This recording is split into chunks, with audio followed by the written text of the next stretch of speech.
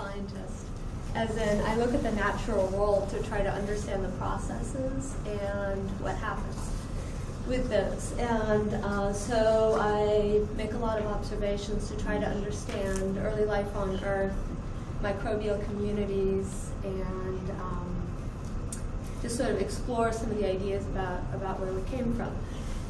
And as a scientist, we're usually focused on what we're studying as opposed to our process. But our process as scientists is also very important, and one of the great ways that I find working with artists. So I'm gonna take you to three worlds. A physical world, which is shown here. It looks like Dr. Seuss, but this is a real place. A virtual world, where we take our data and manipulate it ourselves, and then a conceptual world, which is the collaborations that make all of this possible. And so I have had the great pleasure to be able to work in Antarctica. And because the continent is isolated, and we've had ice ages, on the interior of the planet, basically everything that's larger than 1/8 of an inch is extinct. And so you basically have microbial communities. So you have some little teeny microscopic animals, but it's mostly bacteria. If you go back 500 million years on Earth, you only had microscopic organisms. You have to go back a little further than that. But basically you can go to Antarctica, and it's like traveling back to early Earth, or like going to another planet. We don't know of another one with life, and we're studying the life here. But this is an underwater image. So we're studying photosynthetic bacteria that live in ice-covered lakes. And they get light, a small amount of light, through the ice. And they grow in these amazing shapes. And so Dale Anderson is one of the people I've worked with, and he's a really amazing underwater photographer. And these little peaks and pinnacles are about that high. His images are pieces of art.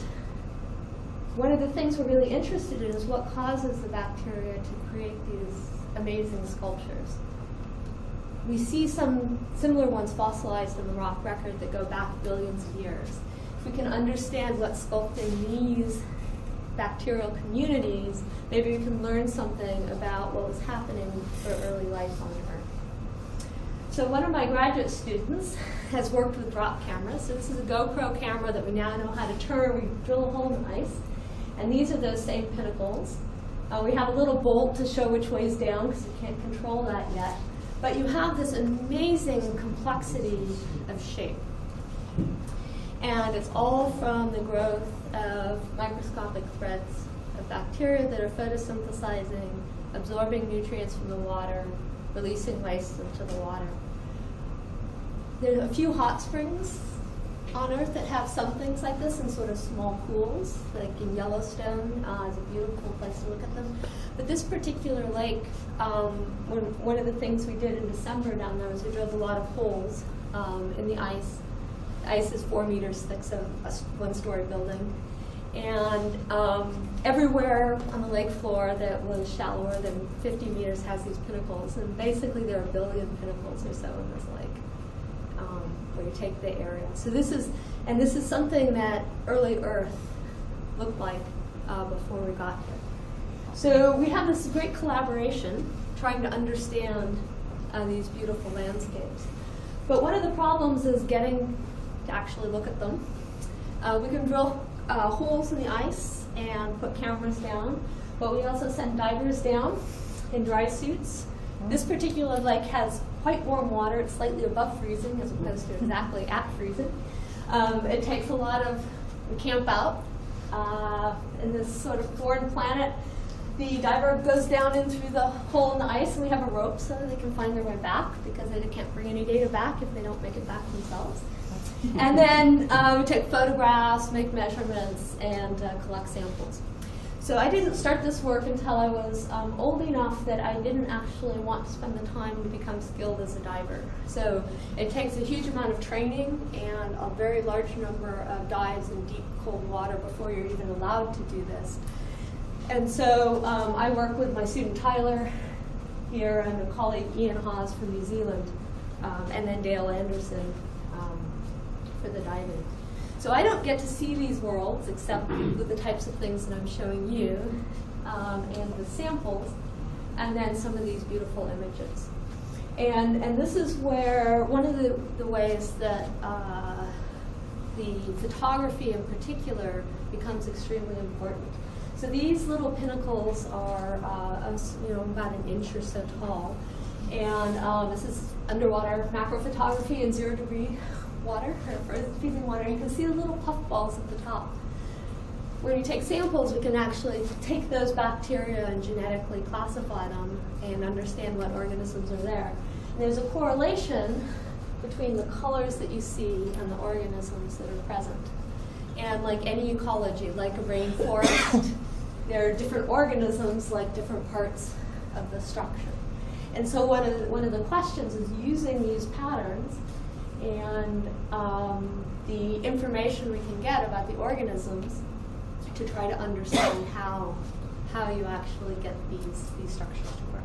And we've been working on this for, I guess 5 years ago was the first time we got the funding to really start at this, and we're working our way towards understanding things. We're at the point where everything's very complicated, and we have lots of data, and we don't know the correlations yet. We do know that we're getting, enough new data to publish, and hopefully to get more funding. We've been funded twice now, and just a lot of really interesting ideas and beautiful images. So. When we go, we typically spend a month or so. The amount of time can actually spend, a diver spends underwater is about half an hour, maybe 40 minutes before they get cold. Each diver can dive once a day, so it's like maybe 2, sometimes 3 dives a day, so you get very little time in this physical world. But we do get samples.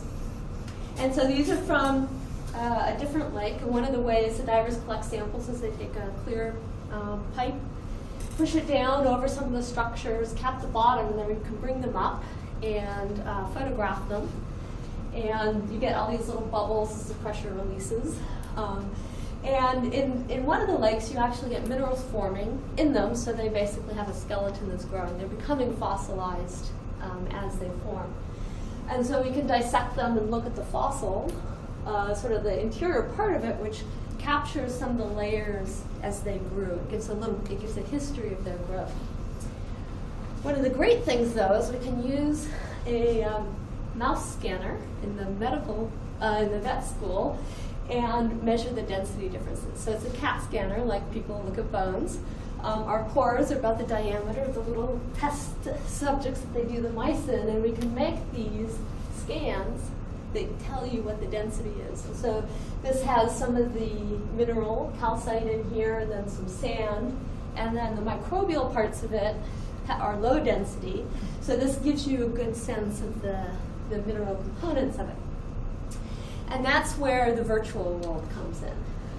So what we can do is, like with a medical scan, you now have virtual data that represents the density of the sample, and you can color that, and you can make parts of it transparent and explore it. So here is a sample that's about that tall, and the white parts are the mineral parts for calcite. And so we've mapped the color, so low density is at this end, high density here. So low density would be the ice. The blues and pinks are the microbial biomass, and then you have the mineral grains. The vertical axis here is how transparent or opaque the data are. So we've made the water and ice transparent. The matte parts sort of fog-like, and then the mineral parts more opaque. Then we can do all sorts of things you can't do with a real sample. Like, for example, this is a slice through here, and you can see the sequence of layers. And those layers are reflecting the time of growth of this structure. So it starts out small, and you add material to it, you precipitate more minerals, and you get these amazing shapes that give the history of growth. And through a lot of work, my student Tyler has connected this to the change from these circular patterns to the more blobby patterns is actually related to a change in the bacteria that were growing. there.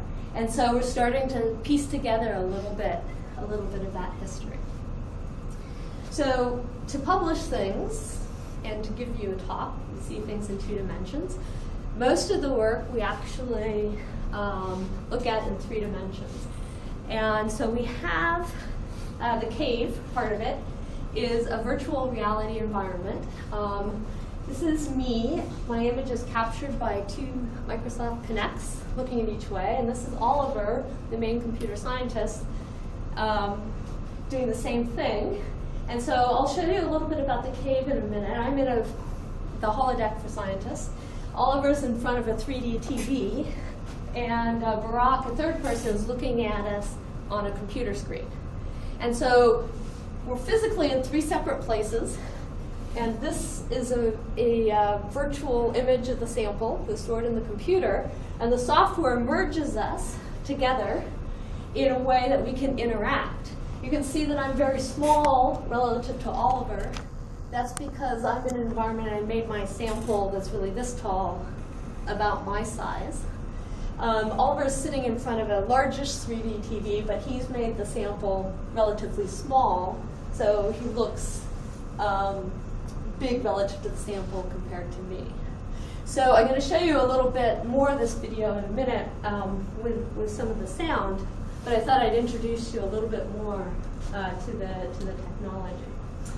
So we have the cave. And so this is the room. It's 8-foot by 10-foot screens and a floor. And the screens are back projected with stereo images. And so it flashes a right eye image and a left eye image alternating on the screen. And then we're wearing the funky glasses, and those have an LCD crystal. And when the left eye image is on the screen, the right eye LCD crystal is opaque, and vice versa. So you really see things in true 3D, even more than in like the 3D movies. There's very good separation between the eyes. And then this guy in the back with a wire coming out of his glasses and the controller, he's tracked by the computer. And so the computer calculates exactly perfect 3D vision for him. So when he turns his head, it's just like you're in a physical world and the object responds to you. So we use visual cues all the time. Like I shift back and forth and I get a lot of visual cues about where people are standing in addition to the stereo vision from my eyes. That person wearing the track glasses will see a sphere, it'll look exactly like a sphere. The other people will see something similar, but they're sort of looking through the eyes of the person who's being tracked. And so the sphere might look a little oblong or a little misshapen, but our eyes are very good at sort of accounting for that. And so basically what we do is we take our data and we put it in the cave, and then we can use all the visual processing of our eyes and sort of all the evolution that's gone into our vision to interpret the data in ways that you can't do mathematically. And you're all here, you understand the importance of both being able to see things to understand them and also interact with them. Virtual reality researchers often talk about presence, which they define as a kind of illusion that you're somewhere else when you're in a cave. But what we're interested in is research presence, which is the degree to which the scientist feels like their data is available to them to manipulate and play with, tweak, and do things with. It's an immersion they have with their own data. So there's never an illusion, but rather their data is available to them in new ways. And so this is one of our colleagues, Joe, who's really helped us articulate this value of being able to do something you can't do in the physical world. And that's what's going on here. I'm going to draw in yellow here. And some of these large ones are connected by some of the smaller ones that you showed bending over. We don't know what in the microbial mat makes it grow like that yet, or what actually controls where you get the minerals. So in this particular case, we're in different places, but we're exploring a virtual representation of the sample together, and we can do things you can't do even when you're physically in the same space. So you can have multiple people in the cave, but only one person gets their eyes tracked, and so you have to look at what that person is looking at and doing. Here, where we've moved entirely into the virtual world, I control my vision. So Barack is the one filming this. He's just looking at a screen. He sees me go up and sideways because I've taken the sample and turned it so I'm looking at the top. So for me, I've taken the sample and turned it. For Barack, he sees me as moving relative to the sample because he can control his own view. And so the idea of using a virtual world for science is to do things that you cannot do otherwise. I mean, it's fun to be in there, but it's not fun enough to spend hours in there. It is, I do spend hours in there when I'm engaged in trying to understand a scientific problem. And you know, there's some sort of physical effects like getting dizzy and things like that that affect people, some people more than others. But when you're really engaged in that science, when you have that scientific presence, you know you're not in a real environment. You don't want to be in a real environment. You want to do things that you can't do in the real world. So this, of course, goes well beyond science and inspires a lot of creativity in scientists, in artists, in social scientists, in kids, in my neighbors, you know, and so... We're always amazed at how much play is a key aspect of scientific work. Right, so we're trying to sell it often as science, and this is a science facility, but playing is the way you discover new things. And so we've had a couple of really cool collaborations. So the first one was a performance choreographed by the late Della Davidson, who's a good friend of mine. We used data that was collected for natural disasters by one of our alums in the United States Geological Survey, and we projected it in a 3D screen, movie theater style, in the back during part of this dance theater performance, and then the data extended across the stage and boxes in different ways. And this is laser scan data, and so it has this really nice pointillist aesthetic. And basically it shoots a laser and times the length of time it takes for the laser pulse to come back, and it gives you distance. So it's a very, very precise landscape. And in this particular case, this is a house, and you can looking up into the foundation, the ground had fallen away from it. And so this was a really large effort with Keck Caves for this collaboration, and we won a visual design award for that really meant a huge amount to us as a really important collaboration, where it genuinely used data that we had taken for science in a way that helped express this idea of collapse, both in the natural systems and social systems, and how we integrate with that. You know, in some sense, getting back to Deepwater Horizon, and how do you deal with the things that go wrong. And then I have a collaboration with Meredith, which has grown over the last couple of years. Joe, the anthropologist who spoke a couple of times, arranged some funding to bring people to the cave. I'm not sure how we ever spent the money because people just came. But we had this great group with artists, and Meredith came away with a storyboard for a vortex of dreams and interconnected ideas that one would see in the cave. And you know, a lot of this, the ideas connected with me, but this is actually something that I could envision with one of the programs we actually had. So I responded with a network of my garden, which is very far aesthetically from Meredith's attempt to express what she visualizes aesthetically. But you start with what you have when you're dealing with software. What one intends to do with a model accommodates the nature of the structure captured by it. And so So this is Jim, one of our collaborators, who's I think online for the Berkeley laser next month. But basically, he works a lot with chaos and networks, and I used one of the programs that he and his students developed to get that first bit of the dream vortex together. It's transforming aesthetically in nice ways, but we took. Meredith made these beautiful drawings based on dreams that she first took out from books and then took from us, and I've made a particularly strong effort to give her dreams. But the idea is to combine the Meredith's sort of artistic interpretation with these hand-drawn images into something that's this virtual reality where you can do things you can't really do. And then this is me commanding the cave with my hands, which is one of my daydreams. And eventually the aesthetics will hopefully look much closer to an actual vortex of ideas. And Jordan Van Allsburg has been working with her on the programming to get that. But what we did was we started with something we had.